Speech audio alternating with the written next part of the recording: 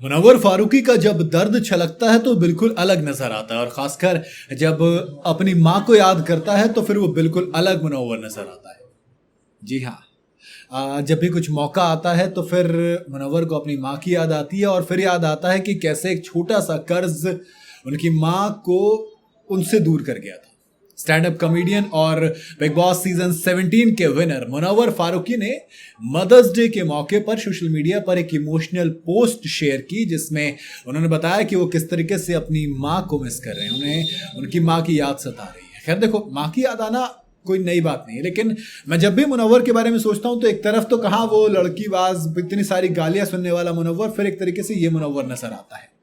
एक पोस्ट में लिखा कि मैं ठीक हूं और बेहतर हूं मां, मेरे साथ सब है, दुआ है आप अच्छी जगह हो, सभी को हैप्पी मदर्स डे। जी हाँ। कंगना रनौत के शो लॉकअप में मुनव्वर ने बताया था कि उनका बचपन ना बेइंतहा तंगी में गुजरा था। आज जो आप शान शौकत, आलीशान गाड़ियां, लग्जरी गाड़ियां सब देखते हैं, ये सब अब की बात है दोस्त। लेकिन एक वक्त ऐसा था जब उनकी मां पर कर्जा था 3500 रुपए का, और उनकी मां ने सुसाइड कर ली थी। मुनव्वर के अलावा मतलब जब आप बात करते हो ना उनकी फैमिली की, तो काफी कुछ चीजें नजर आती हैं।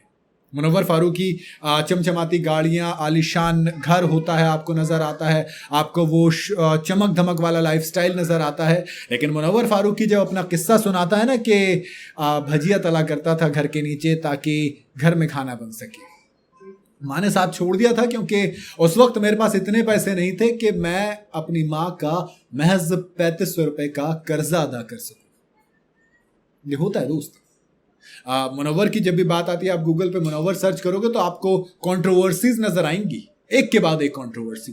एंड ऑनेस्टली कहूं तो मुनव्वर को पहचान भी, मतलब वो वाले लेवल की पहचान उस कंट्रोवर्सी ने ही दी थी। एक जोक जो उन्होंने क्रैक नहीं किया था, ऐसा उन्होंने कहा कि मैंने क्रैक नहीं किया, लेकिन बावजूद इसके उन्हें उठाकर जेल में डाल दिया गया। वहां से मुनव्वर फारूकी वायरल जरूर हुए।